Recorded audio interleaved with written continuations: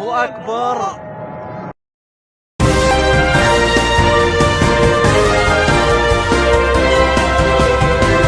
दोस्तों, इजराइल और गाजा के बीच जंग जो है वो फिर से शुरू हो चुकी है, जहां बीते कुछ दिनों से लगातार इजराइल के आतंकी सैनिक जो हैं वो गाजा के ऊपर बम बरसा रहे थे, जिसमें 19 लोगों को बीते 2 दिन में शहीद किया गया है इजराइल के आतंकी सैनिकों द्वारा, जिसमें महिलाएं भी शामिल हैं और बच्चे भी शामिल हैं।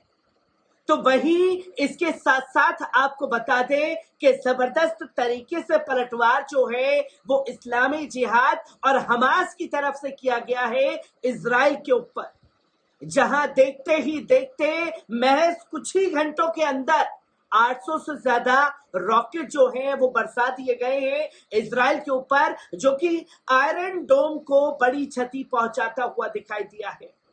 जहां तोपों से मिसाइलें जो हैं वो दागी गई हैं, तोप खाने जो हैं पूरे के पूरे अलर्ट कर दिए गए हैं। पहले इस वीडियो पर नजर डालिए।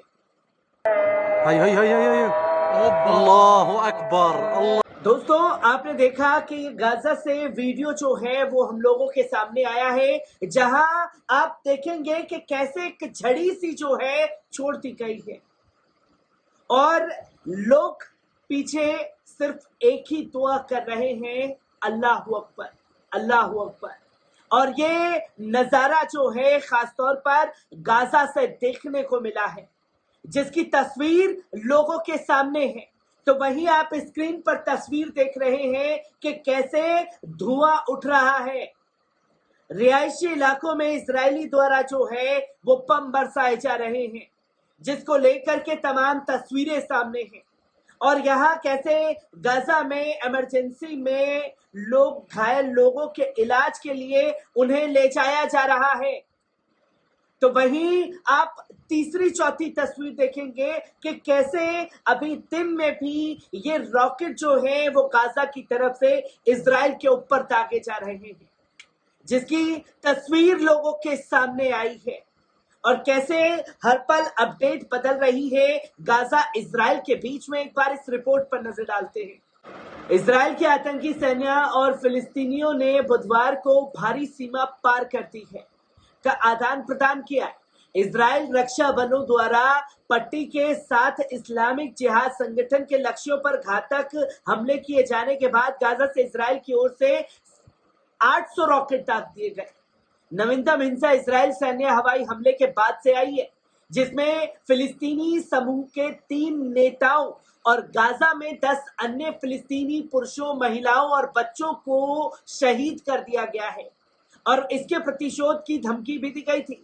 गुरुवार की सुबह एक नए अपडेट में आईडीएफ ने कहा कि उसने एक और इस्लामिक जिहाद कमांडर को निशाना बनाया है, जो फलस्तीन आतंकवादी समूह में केंद्रीय आंकड़ा था।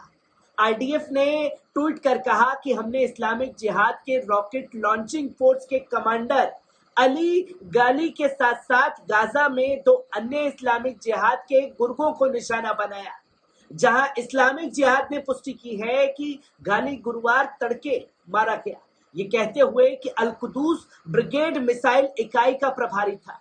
गाजा में स्वास्थ्य मंत्रालय ने कहा कि मंगलवार को हवाई हमले शुरू होने के बाद से अब तक 25 लोग मारे गए हैं और 76 लोग जो हैं वो घायल हो गए हैं।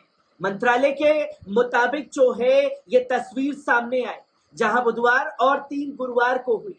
आईडीएफ के मुख्य प्रवक्ता रियर एडमिरल डेनियर हाकरी ने बुधवार को कहा कि इजराइल निगरानी के लिए मानव सहित ड्रोन का उपयोग करते हुए इस्लामिक जिहाद के गुर्गों और बुनियादी ढांचे पर बमबारी कर रहा है।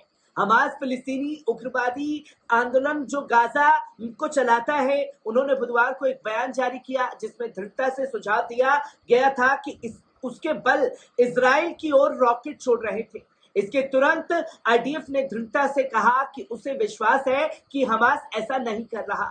बयान में कहा गया कि फिलिस्तीनी प्रतिरोध अपने सभी गुटों के साथ नासिर सलाह अल दीन ब्रिगेड के नेतृत्व में अब दुश्मन को एक सबक सिखाकर तरीके से भाग ले रहा है, जिसे वे नहीं भूलेगा और पुष्टि करेगा कि फिलिस्तीनी खून सस्ता नहीं है।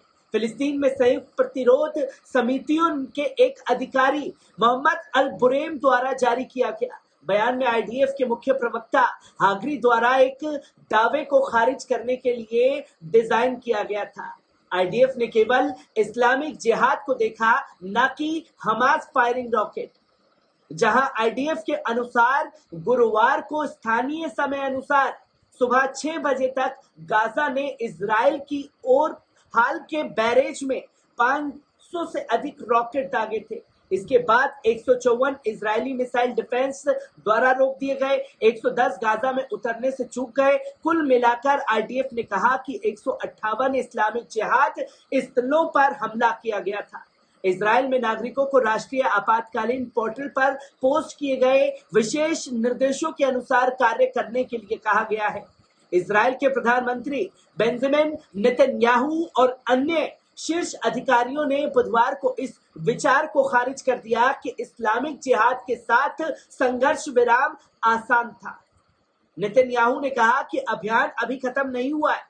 राष्ट्रीय सुरक्षा परिषद के अध्यक्ष तजाजी ने कहा कि युद्ध विराम की अफवाहें समय से पहले थी, जबकि रक्षा मंत्री और योआव गैलेंट ने थोड़ा अधिक आशावादी टिप्पणी करते हुए कहा कि मुझे आशा है कि हम इसे जल्द ही समाप्त कर देंगे, लेकिन हम इसके लिए तैयार हैं। विकल्प है कि इसे लंबा किया जाएगा। आईडीएफ के प्रवक्ता हम्बरी ने दोपहर 2 बजे के बाद कहा कि 5 लाख से अधिक इजरायली आश्रय स्थलों में या उसके पास थे। स्थानीय समय अनुसार बुधवार को अंतर्राष्ट्रीय नेताओं ने शत्रुता की निंदा की और जमकर इजरायल को फटकार लगाई। जहां फरहान हक ने बुधवार को एक बयान में कहा कि संयुक्त राष्ट्र महासचिव ने सभी पक्षों से गाजा में हिंसा की वृद्धि पर अधिकतम संयम बरतने का आग्रह किया है। बयान में यह भी कहा गया है कि महासचिव बच्चों और महिलाओं सहित नागरिक जीवन के नुकसान की निंदा करता है, जिसे वे अस्वीकार्य मानते हैं और इसे तुरंत रुकना चाहिए। इजरायल को अंतर्राष्ट्रीय मानवीय कानून के तहत अपने दायित्वों का पालन करना चाहिए, जिसमें बल का अनुपालिक उपयोग और सैन्य अभियानों के संचालन में नागरिकों और नागरिक वस्तुओं को छोड़ने के लिए सभी संभव सावधानी बरतना शामिल है। बयान में कहा गया है कि महासचिव गाजा से इजरायल में रॉकेट के अंधाधुंध लॉन्च की भी निंदा करते हैं। इसे अंतर्राष्ट्रीय मानवीय कानून का उल्लंघन करता है और फिलिस्तीनी और इजरायल नागरिक दोनों को जोखिम में डालता है। इसी के साथ साथ कतर के विदेश मंत्रालय के प्रवक्ता माजिद अल अंसारी ने बुधवार को एक बयान जारी करते हुए कहा कि अधिक नुकसान से बचने के लिए कतर गाजा पट्टी पर इजरायल के आतंकी कार्रवाई को रोकने के लिए गहन और निरंतर कॉल में लगा हुआ है। इस बीच मिस्र के राज्य संबंध एक्सट्रेल न्यूज ने कहा कि मिस्र के स्रोतों से पता चला है कि गाजा में युद्ध विराम तक पहुंचने के लिए गहन प्रयास किए जा रहे हैं। ये स्पष्ट किए बिना किन दलों के साथ संवाद किया गया।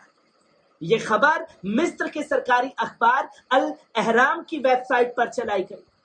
हमास ने एक बयान में कहा कि उसके राजनीतिक ब्यूरो के प्रमुख इस्माइल हानिया ने मिस्र, कतर और संयुक्त राष्ट्र के अधिकारियों से बात की। गाजा में स्वास्थ्य मंत्रालय ने कहा कि बुधवार के हमले में एक व्यक्ति की मौत हो गई है। इसने उसका नाम 25 वर्षीय मोहम्मद यूसुफ सालेह अबू तेमा बताया और कहा कि वे दक्षिण गाजा पट्टी में खान यूनिस के पूर्व बमबारी में मारा गया था। गाजा में सीएनएन के एक निर्माता ने खान यूनुस, राफ और उत्तरी गाजा में विस्फोटों की सूचना दी। कुछ ही देर बाद उन्होंने देखा कि गाजा से इजराइल की ओर कम से कम एक झड़ी लगा दी गई है रॉकेटों की। आईडीएफ ने कहा कि आने वाले रॉकेटों की चेतावनी सायरन गाजा पट्टी के पास दक्षिणी इजराइल शहरों सौदेरोट और आश्कलोन और लकीश क्षेत्र में सुनाई दी है। बाद में भूमध्य सागर तट पर इजराइल के मुख्य शहर तेल अवीव में सायरन बजने लगे। संभावित रॉकेट आग की चेतावनी। अधिकारियों ने कहा कि इजराइल के कई स्थानों पर गाजा से रॉकेट का सीधा हमला हुआ है, लेकिन किसी के हताहत होने की तत्काल कोई खबर नहीं है। Israel fire and rescue authority द्वारा वितरित तस्वीरों में अश्कलोन में एक रॉकेट इमारतों के पास उतारा और व्यापक क्षति हुई है, जिसमें किप्तुज नीर इमारत की भी निशाना बनाया गया है। एक रॉकेट सदरोट में एक घर के बगीचे में जा गिरा। आईडीएफ के मुख्य प्रवक्ता हाकरी ने उस समय कहा था कि मंगलवार को मारे गए 3 इस्लामिक जिहाद कमांडरों में से एक वेस्ट बैंक से इजराइल की ओर रॉकेट लॉन्च करने की क्षमताओं पर काम कर रहा था। वेस्ट बैंक से इजराइल में रॉकेट कभी नहीं दागे गए। इस्लामिक जिहाद ने पुष्टि की है कि उनके 3 कमांडर रात भर के ऑपरेशन में अपनी पत्नी और बच्चों के साथ मारे गए हैं।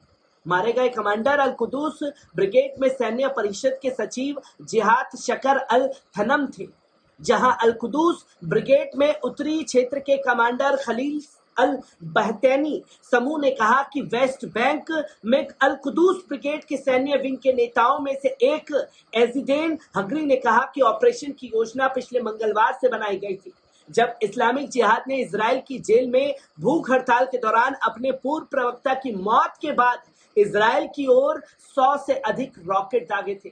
लेकिन आईडीएफ के पास मंगलवार रात तक परिचालन की स्थिति नहीं थी। आईडीएफ ने मंगलवार को एक और हमला किया, जिसमें यह साफ तौर पर कहा गया कि उसकी वायुसेना ने दक्षिणी गाजा पट्टी में खान यूनिस में इस्लामिक जिहाद से जुड़े आतंकवादी दस्ते को निशाना बनाया। जहां गाजा में फलस्तीनी स्वास्थ्य मंत्रालय ने कहा कि खान यूनिस के पूर्व में हुए उस हमले में 2 लोग मारे गए और 2 अन्य घायल हो गए। हालांकि अभी तक उनकी पहचान नहीं हो पाई है, जिससे मंगलवार को गाजा में मरने वालों की संख्या 15 हो गई। गाजा दुनिया में सबसे घनी जगहों में से एक है। लगभग 2 मिलियन लोगों का एक अलग तटीय परिक्षेत्र 140 वर्ग मील में फैला हुआ है। हमास द्वारा शासित ये क्षेत्र 2007 से गाजा की भूमि, वायु और समुद्र की एक इजरायली नाकाबंदी से दुनिया के बाकी हिस्सों से काफी हद तक कटा हुआ है। मिस्र गाजा की दक्षिण सीमा पर राफा का नियंत्रित करता है। इजरायल ने नागरिक आंदोलन की स्वतंत्रता पर भारी प्रतिबंध लगा दिया है और संकीर्ण तटीय पट्टी में बुनियादी वस्तुओं के आयात को भी नियंत्रित कर दिया गया है, जिसकी तस्वीर लोगों के सामने आ रही है। पर यहाँ जिस तरीके से ब्रिगेड कसाम ने मुंहतोड़ आईना दिखाया है इजराइल को, ये चर्चा का केंद्र बना हुआ है, क्योंकि तमाम इंटरनेशनल वेबसाइट फिलिस्तीन की तरफ से जो कार्रवाई की गई उसे आतंकवादी घटना करार दे रहा है, पर इजराइल के आतंकी सैनिकों द्वारा जो फिलिस्तीन के ऊपर जुल्म ढाया गया है उसे वो आतंकवादी घटना नजर नहीं आ रही। हर एक तस्वीर आप लोगों के साथ जंग की साझा करता रहूंगा। दीजिए इजाजत, शुक्रिया।